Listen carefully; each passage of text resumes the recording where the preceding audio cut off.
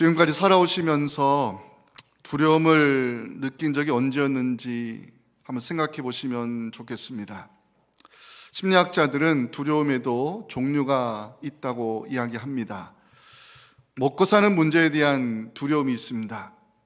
의식주의 문제는 현실의 문제이고 육신의 삶에 직접적인 연관이 있기 때문에 사람은 언제나 경제적 문제에 대한 두려움이 있는 것이 사실입니다.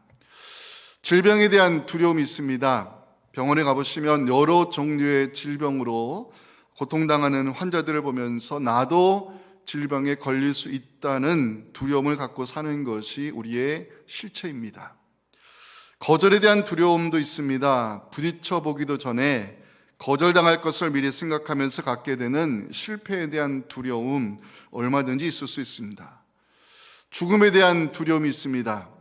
사람은 언젠가 죽음의 순간을 맞이하게 되어 있습니다. 태어난 삶부터 인간은 죽음을 향해 가는 운명적 존재이기 때문에 사람은 죽음에 대한 두려움을 가지고 사는 것은 당연하다 말할 수 있습니다. 두려움은 어디서 오는 것일까요? 디모데후서 1장 7절 보시면 하나님이 우리에게 주신 것은 두려워하는 마음이 아니요 오직 능력과 사랑과 절제하는 마음이니. 성경은 두려움이 하나님이 주신 마음이 아니라고 말씀하고 있습니다. 두려움은요, 죄의 결과로 생겨난 것입니다. 창세기에 나오는 최초의 인간들, 죄를 짓고 나서 하나님의 낯을 피하고자 숨어버린 아담과 하와, 그때부터 생겨난 것이 두려움입니다. 두려움에 빠지면 사람에게 어떤 일이 일어날까요? 능력이 마비되어 버립니다. 골리앗이 나타나 이스라엘을 모욕했을 때요, 아무도 상대할 생각을 하지 못했습니다. 사무엘상 17장 11절은 두려움에 빠진 사울과 이스라엘 사람들이 능력을 상실한 모습을 보여주고 있습니다. 사울과 온 이스라엘이 블레셋 사람의 이 말을 듣고 놀라 크게 두려워했습니다. 두려움은요, 분별력과 판단력을 상실하게 만듭니다. 두려움에 빠진 사람, 올바른 생각과 판단을 하지 못하게 만드는 것이 두려움이 가진 힘입니다. 두려움은 과장된 현실을 만들어냅니다. 정신과 의사가 이런 말을 한 적이 있습니다. 두려움은 암시의 촉매제라고. 두려움이 만드는 과장된 현실이 있습니다. 두려움이 왜 현실을 왜곡시킬까요? 두려움에 빠진 사람은 부정적인 생각을 하게 되고 안 좋은 생각을 하다 보면 두려움이 만드는 과장된 현실에서 사람은 무력감을 느끼게 되고 인생의 좌절을 맛보며 삶에 대한 의지를 포기하게 됩니다. 이것이 두려움이 가지고 있는 무서운 힘이라 말할 수 있습니다. 오늘 함께 살펴볼 본문은 해당장 야이로가 주님 앞으로 나와서 엎드리는 장면으로 시작하고 있습니다. 21절부터 보시면 예수님 배를 타시고 다시 맞은편으로 건너가셨을 때 큰 무리가 모여들었습니다. 예수님 바닷가에 계셨을 때 회당장 중에 하나인 야이로 하는 이가 와서 예수를 보고 발 앞에 엎드렸습니다. 회당장, 헬라어로 책임자란 뜻입니다. 유대인들은 회당을 중심으로 신앙 공동체를 형성하여 살고 있었기 때문에 회당의 예배를 주관하는 책임자, 회당장은 그 마을의 영적 지도자라 말할 수 있습니다. 회당장은 유대 사회에서 존경받는 위치에 있었기 때문에 나사렛에서 목수의 아들로 30년 살았던 젊은 청년 예수 앞에 나아가 엎드리는 회당장의 모습은 당시 사람들에게 충격적인 장면으로 보였을 것입니다. 회당장이 예수님의 발 아래 엎드린 이유는요, 딸이 죽어가고 있었기 때문입니다. 23절 간곡히 구하여 이르되 내 어린 딸이 죽게 되었사오니 오셔서 그 위에 손을 얹으사 그로 구원을 받아 살게 하소서. 회당장에게 체면은 중요하지 않았습니다. 자존심은 중요한 문제가 될 수 없었습니다. 회당장에게 필요한 것은 예수님을 집으로 모시는 일이었습니다. 야이로가 가장 두려운 것은 사랑하는 딸의 죽음이었습니다. 회당장은 예수에 대한 소문을 들었습니다. 더러운 귀신을 쫓아내신 예수, 나병 환자를 깨끗하게 하신 예수, 중풍병자를 일으키신 예수, 바람과 바다를 잔잔하게 만드신 예수, 그 예수라면 죽어가는 딸을 살릴 수 있을 것이라는 희망을 가지고 모든 것을 내려놓고 야이로는 예수님이 배에 내리자마자 달려가 엎드린 것입니다. 다행스럽게도 예수님은 이 회당장의 간절함을 보시고 그의 집으로 발걸음을 옮기셨습니다. 야이로에게 시급한 것은 능력 많으신 주님을 죽어가는 딸에게 안내하는 것이었습니다. 그런데 방해자가 나타났습니다. 혈루증 앓는 여인이 예수님의 옷자락을 붙잡았고 주님은 발걸음을 멈추시고 그 여인과 대화를 나누셨습니다. 문제는 주님께서 지체하는 사이에 집에서 비보가 날아왔습니다. 딸이 죽었다는 소식이었습니다. 35절입니다. 아직 예수께서 말씀하실 때에 회당장의 집에서 사람들이 와서 회당장에게 알립니다. 당신의 딸이 죽었다고. 더 이상 예수를 괴롭게 하지 말라고 이렇게 말했습니다. 모든 것을 포기해야 될 상황이 찾아왔습니다. 마지막 남은 희망의 불씨가 꺼지는 순간이었습니다. 그때 주님께서 회당장에게 말씀합니다. 저는 이 말씀이 오늘 우리에게 들려주시는 복음이라고 믿습니다. 36절을 다 같이 읽겠습니다. 시작. 예수께서 그 하는 말을 곁에서 들으시고 회당장에게 이르시되 두려워하지 말고 믿기만 하라. 주님 말씀했습니다. 인생의 두려움, 현실의 두려움, 좌절의 두려움, 우리는 어떻게 두려움을 극복하고 죽은 자도 살리시는 주님의 능력, 달리다움의 기적을 경험할 수 있을까? 여기에 오늘 우리에게 주시는 메시지가 있습니다. 첫째, 같이 한번 읽었으면 좋겠습니다. 시작. 믿음이 흔들릴 때 우리는 말씀을 붙잡아야 합니다. 유대 사회에서 존경받는 회당장이 예수의 발 아래 엎드린다는 것은 죽어가는 딸을 살리고 싶은 아버지의 간절함도 있었겠지만 소문을 들었기 때문이었습니다. 하나님만이 고칠 수 있다는 나병 환자를 깨끗하게 하신 예수라면, 중풍병자도 일으켜 세우신 예수라면, 군대 귀신 들린 사람도 고치신 예수라면 죽어가는 딸을 살릴 수 있을 것이라는 기대와 소망은 야이로에게 믿음이 되었고 모든 자존심을 내려놓고 예수의 발 앞에 엎드리는 이유가 되었습니다. 야이로는 내 딸이 죽어가고 있으니 오셔서 손을 얹어주시고 딸을 살려달라고 간절히 매달렸습니다. 주님은 야이로를 일으켜 세우시고 그의 집으로 향하여 가기 시작했습니다. 하지만 얼마 가지 않아서 방해자가 나타났습니다. 혈루증 앓는 여인이 주님의 옷자락을 붙잡았고 주님이 그 여인을 만나고자 발걸음을 멈추셨습니다. 한시가 급한데 빨리 주님을 모시고 가야 되는데 회당장 야이로의 속은 시커멓게 타들어가기 시작했을 것입니다. 그런데 그 순간에 집으로부터 비보가 들려왔습니다. 딸이 죽었다는 소식이었습니다. 딸이 죽었다는 소식은 되돌릴 수 없는 현실이었고 모든 것을 포기해야 되는 절망의 소식이었습니다. 사람의 생명은 살아있을 때 살릴 수 있는 것인데 아무리 능력 많은 예수라도 죽음의 선을 넘어버린 딸을 되돌리지는 못할 것이라 사람들은 생각했을 것입니다. 35절 보실까요? 사람들이 뭐라고 말합니까? 당신의 딸이 죽었으니 더 이상 예수를 괴롭게 하지 말라고 이렇게 말했습니다. 사람들은 모든 것이 끝났음을 회당장에게 알려주었습니다. 예수님이 야이로의 집에 가셔도 시간의 흐름은 되돌릴 수 없다고 말하였습니다. 더 이상 할 수 있는 것이 없다고 절망을 선언했습니다. 회당장에게는 모든 것을 포기해야 되는 순간이 찾아온 것입니다. 능력 많으신 예수님이 오시면 그 예수가 이 딸의 몸에 손을 얹어주시면 내 딸이 살아날 수 있다는 마지막 희망이 사라지는 순간이 찾아온 것입니다. 회당장의 믿음과 소망과 기대가 무너지는 순간이었습니다. 모든 것이 흔들릴 때 우리는 무엇을 해야 할까요? 성경은 우리에게 그 모든 것이 흔들리는 그 순간이 하나님의 말씀을 붙잡아야 될 때라고 말씀하고 있습니다. 36절을 한 번 더 읽겠습니다. 시작. 예수께서 그 하는 말을 곁에서 들으시고 회당장에게 이르시되 두려워하지 말고 믿기만 하라.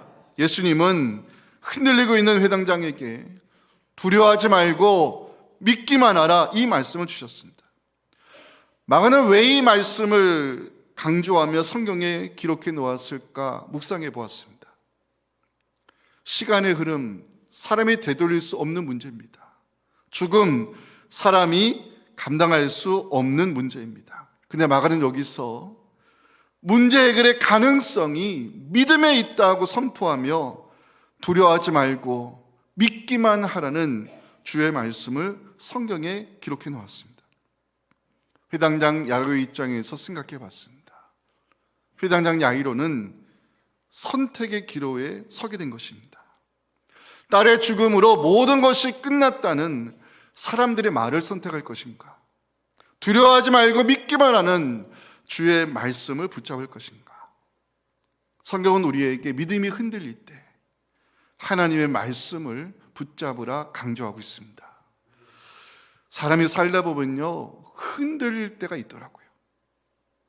사람들의 부정적인 말, 바꿀 수 없는 현실, 감당할 수 없는 문제, 이런 상황들이 전개되다 보면요, 인생 자체가 흔들릴 수밖에 없습니다. 그때 우리가 붙잡아야 될 것이 저는 말씀이라고 믿습니다. 모세를 생각해 봤습니다. 바로의 칼을 피하여 미디안 광에 도망쳐 나온 모세인데 어느 하나님께서 모세를 부르시어 바로의 궁으로 보내실 때 출애굽의 역사라는 그 감당할 수 없는 숙제를 맡기실 때 모세는 얼마나 두려웠을까요? 그때 하나님의 모세에게 주신 말씀이 있습니다. 출애굽기 3년 11절 12절 같이 읽어볼까요? 시작. 모세가 하나님께 아뢰되 내가 누구이기에 바로에게 가며 이스라엘 자손을 애굽에서 인도하여 내리이까? 하나님이 이르시되 내가 반드시 너와 함께 있으리라. 네가 그 백성을 애굽에서 인도하여 낸 후에 너희가 이 산에서 하나님을 섬기리니 이것이 내가 너를 보낸 증거라. 하나님 말씀했습니다. 모세가 용기를 가지고 바로 앞에 서게 된 것, 모세가 하나님의 지팡이를 잡고 10대 재앙을 일으키며 애굽의 우상을 박살낸 것, 모세가 출애굽의 위대한 역사를 이룰 수 있었던 이유, 내가 반드시 너와 함께 있으리라, 이 말씀을 붙잡았기 때문입니다. 여호수아를 생각해 봤습니다. 모세라고 하는 큰 그림자가 사라졌을 때, 가나안 정복이라는 막대한 책임이 주어졌을 때 두려운 여호수아에게 하나님이 주신 말씀이 있습니다. 여호수아 1장 5절과 6절도 같이 읽겠습니다. 시작. 내 평생에 너를 능히 데려갈 자가 없으리니 내가 모세와 함께 있었던 것 같이 너와 함께 있을 것임이니라. 내가 너를 떠나지 아니하며 버리지 아니하리니 강하고 담대하라. 너는 내가 그들의 조상에게 맹세하여 그들에게 주리라 한 땅을 이 백성에게 차지하게 하리라. 하나님 말씀했습니다. 내가 너와 함께 할 것이다. 내가 너를 떠나지 않을 것이다. 내가 너를 버리지 아니하리니 강하고 담대하라.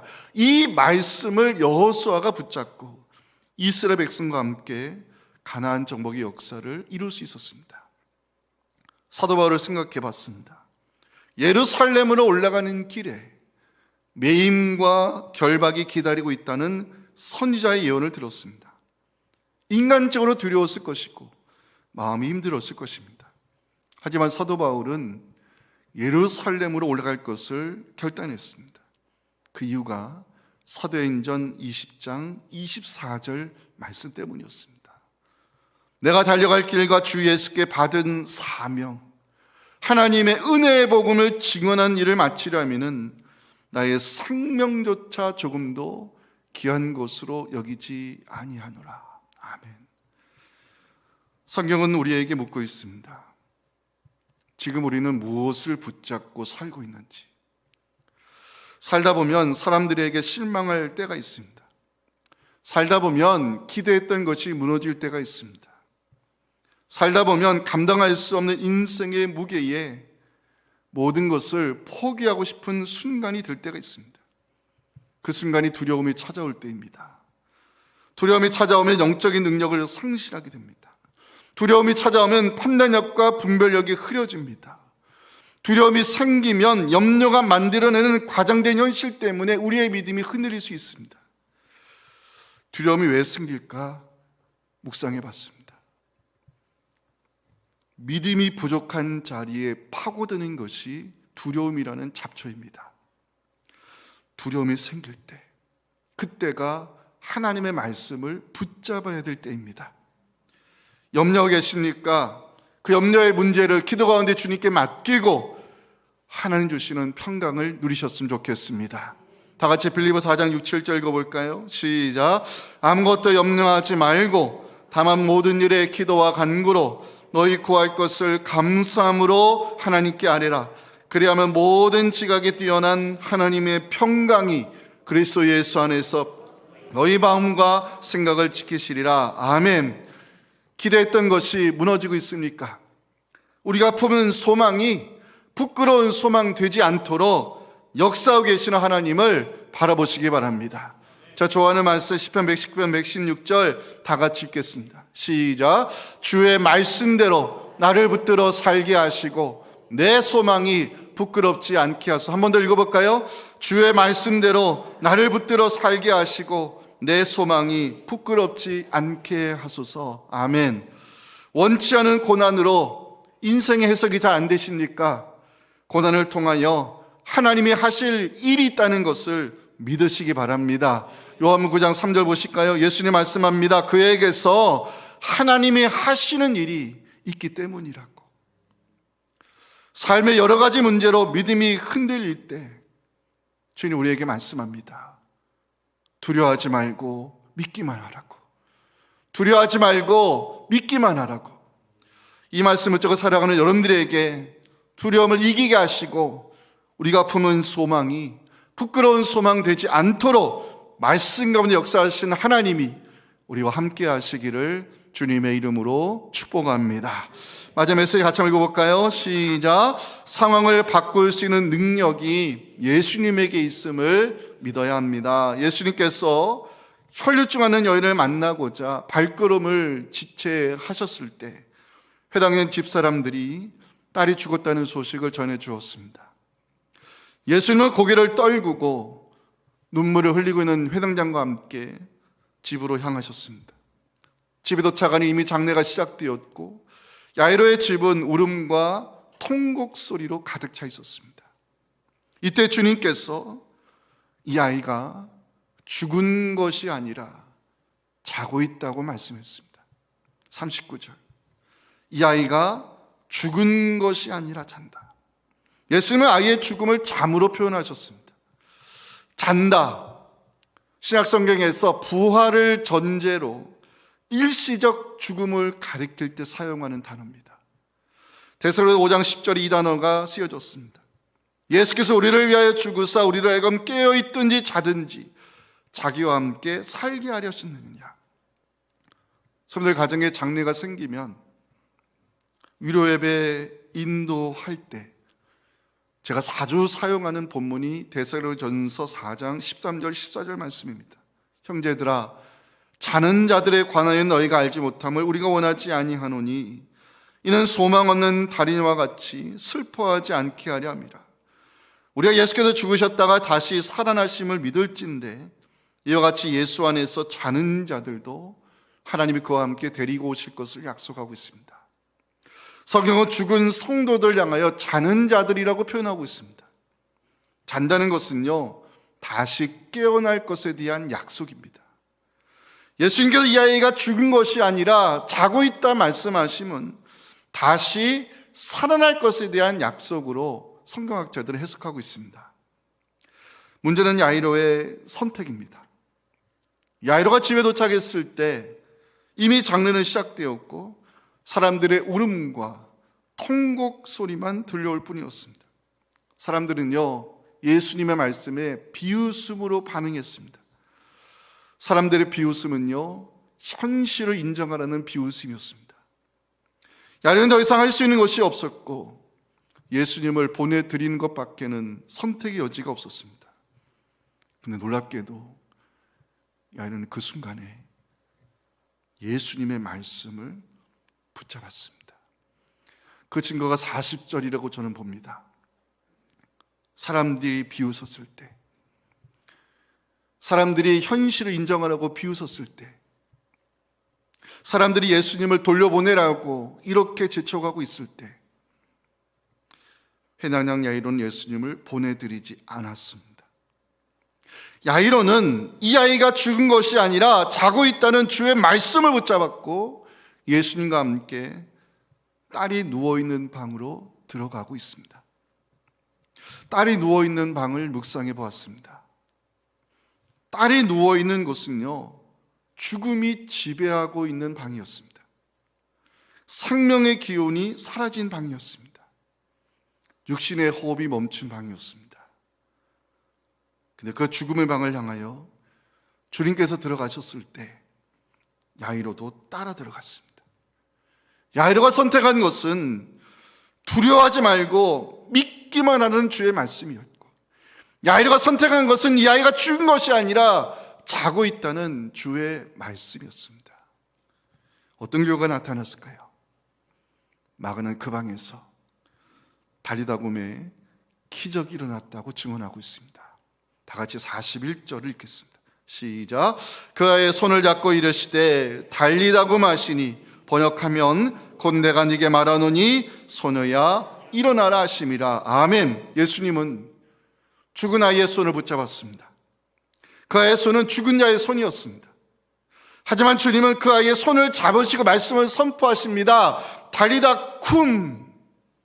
달리다 헬라어로 어린 아이를 가리키는 단어이고 쿰은 일어나라는 뜻입니다. 주님은 죽은 자의 손을 잡으시고 일으켜 세우셨습니다. 죽음의 방이 생명의 방으로 바뀌는 순간이었습니다. 좌절과 절망이 소망이 현실에는 축복으로 바뀌었습니다. 누워있음이 다시 일어나는 기적이 찾아왔습니다. 호흡의 멈춤이 생명의 기운으로 돌아왔습니다. 야이로는 그제서야 깨달았습니다. 상황을 바꿀 수 있는 능력이 예수님에게 있다는 사실을. 사랑하는 성도 여러분, 상황을 바꿀 수 있는 능력이 주님에게 있다는 사실, 그것을 내가 확신하는 믿음을 가지시기 바랍니다. 그 믿음이 있으면 우리에게도 달리다굼의 역사가 일어날 수 있습니다. 그 확신이 있으면 우리에게도 죽음이 생명으로, 좌절이 소망으로, 슬픔이 기쁨으로 바뀌는 기적 일어날 수 있는 것입니다. 그래서 선택이 중요한 것입니다. 야이로에게 달리다굼의 기적을 경험하기까지 어떤 장애물들이 있었을까를 카운트해 봤습니다. 혈류갈증하는 여인이 예수님을 붙잡음으로 지쳐야 되는 시간에 장애물이 있었습니다. 사람들이 모든 것이 끝났다고 알리는 소식에 장애물이 있었습니다. 집에 도착하니 시작된 장래의 울음과 통곡의 장애물이 있었습니다. 사람들의 비웃음이라는 장애물이 있었습니다. 그럼에도 야이로가 선택한 것은 주의 말씀이었습니다. 두려워하지 말고 믿기만 하라. 이 아이가 죽은 것이 아니라 자고 있다는 그 말씀을 붙잡고 끝까지 주님을 신뢰하였을 때 야이로는 죽음이 지배하는 그 방에서 생명이 다시 살아나는 이 달려감의 기적, 상황을 바꾸시는 주의 능력을 경험하게 되었습니다. 저는 말씀을 묵상하면서 하나님이 끝이라고 선언하기까지는 끝난 것이 아니라는 사실을 깨닫게 되었습니다. 저도 목회하면서 기대와 소망이 무너지는 것을 경험할 때가 있습니다. 좌절과 절망을 느낄 때가 있었습니다. 무거운 책임감에 잠을 이루지 못한 밤도 많았습니다. 그럼에도 제가 확신하며 여러분들에게 말씀드리고 싶은 것이 있습니다. 상황을 바꾸시는 능력이 주님에게 있다는 것입니다. 그래서 우리는 말씀을 붙잡고 살아야 됩니다. 그래서 우리는 주의 능력을 신뢰해야 됩니다. 야이로가 끝까지 주의 말씀을 붙잡았을 때, 야이로가 끝까지 주의 능력을 신뢰했을 때 그 집에 메시아의 능력이 임하였고 다리다 꿈의 기적이 일어났고 상황이 바뀌는 역사가 일어났습니다. 마가는 예수님의 사역을 성경에 기록하면서 나병 자를 치유하시는 주님, 바람과 바다를 잠잠하게 만드시는 주님, 군대 귀신 들린 사람을 고치시는 주님, 야이로의 죽은 딸을 살리시는 예수님을 증거하고 있습니다. 질병의 문제, 자연의 문제, 영적 세계의 문제, 죽음의 권세마저 예수님에게는 문제가 되지 않음을 마가는 증거하고 있습니다. 사랑하는 성도 여러분, 저를 큰 소리로 따라하면 좋겠습니다. 믿음이 흔들릴 때 말씀을 붙잡아야 합니다. 상황을 바꿀 수 있는 능력이 예수님에게 있습니다. 이 말씀 붙잡고 살아가는 여러분들에게 우리가 살아가는 현실의 방에 주님 들어오셔서 죽음을 생명으로, 절망을 소망으로, 슬픔을 기쁨으로 바꾸시는 이 달려감의 역사가 여러분 삶 가운데 실제로 일어날 수 있기를 주님의 이름으로 축원합니다. 지금은 교회 머리 대신 우리 구주 예수님의 은혜와 말씀 붙들고 믿음으로 살고자 하는 우리에게 달려감의 기적을 베풀어 주시는 하나님 아버지의 크신 사랑과 상황을 바꿔주시는 성령의 역사하심이 오늘 이 밤에 주신 말씀을 붙잡고 삶의 자리로 돌아가 어떤 두려움이 찾아와도 하나님 말씀 붙들고 주님께서 내 인생의 왕에 들어오셔서 죽음을 생명으로, 좌절을 소망으로, 슬픔을 기쁨으로 바꿔줄 기대하며 오직 믿음으로 살고자 결단하는 우리 사랑하는 우리 성도님들 가정과 그 기도 제목들, 우리 자녀들의 신앙과 내일 또 함께 떠나는 신령공동체 아이의 일정과 우리 환우들 위해 지금부터 영원토록 함께 하시기를 간절히 축원하옵나이다. 아멘.